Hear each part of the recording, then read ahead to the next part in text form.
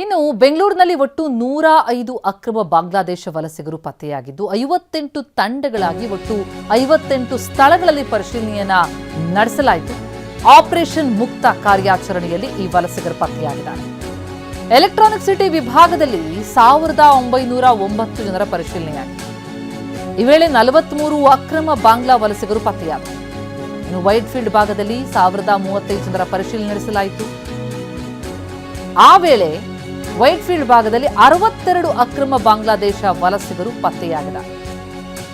ಈ ಬಗ್ಗೆ ಬೆಂಗಳೂರು ನಗರ ಪೊಲೀಸರು ಅಧಿಕೃತ ಮಾಹಿತಿಯನ್ನು ಬಿಡುಗಡೆ ಮಾಡಿದ್ದಾರೆ.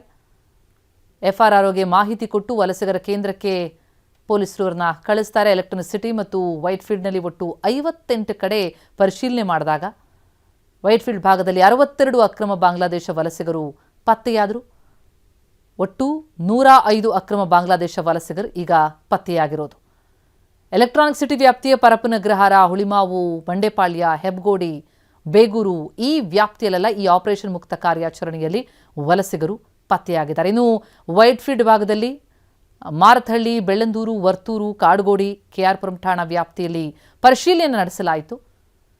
ಒಟ್ಟಾರೆ ಎಲೆಕ್ಟ್ರಾನಿಕ್ ಸಿಟಿ ಭಾಗದಲ್ಲಿ 43 ಹಾಗೆ ವೈಟ್ಫೀಲ್ಡ್ ಭಾಗದಲ್ಲಿ 60ಕ್ಕೂ ಅಧಿಕ ಒಟ್ಟು 62 ಅಕ್ರಮ ಬಾಂಗ್ಲಾದೇಶ ವಲಸಿಗರು ಅಲ್ಲಿ ಪತ್ತೆಯಾಗಿದ್ದಾರೆ. ಒಟ್ಟಾರೆ ಈ 58 ಕಡೆಗಳಲ್ಲಿ ನಡೆಸಿದಂತಹ ಕಾರ್ಯಾಚರಣೆಯ ವೇಳೆ 100ಕ್ಕೂ ಅಧಿಕ ಬಾಂಗ್ಲಾದೇಶ ಅಕ್ರಮ ವಲಸಿಗರು ಪತ್ತೆಯಾಗಿದ್ದು ಆಪರೇಷನ್ ಮುಕ್ತ ಕಾರ್ಯಾಚರಣೆಯಲ್ಲಿ ಇವರನ್ನು ಪತ್ತೆ ಹಚ್ಚಲಾಗಿದೆ.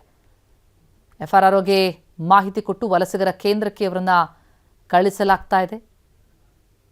ಬೆಂಗಳೂರಿನ ವಿವಿಧ ಕಡೆಗಳಲ್ಲಿ ಅಕ್ರಮವಾಗಿ ಬಾಂಗ್ಲಾ ವಲಸಿಗರು ಬಂದು ನೆಲೆಸಿದ್ದಾರೆ ಅನ್ನೋದ್ರ ಬಗ್ಗೆ ಆರೋಪಗಳು ಕೇಳಿಬರ್ತಾ ಇತ್ತು. ಇದರ ಬೆನ್ನಲ್ಲೇ ಕಾರ್ಯಾಚರಣೆಗೆ ಇಳಿತಾರೆ ಪೊಲೀಸರು. 58 ತಂಡಗಳ 58 ಕಡೆಗಳಲ್ಲಿ ಪರಿಶೀಲನೆ ಮಾಡಿದಾಗ ಇವರು ಪತ್ತೆಯಾಗಿದ್ದಾರೆ.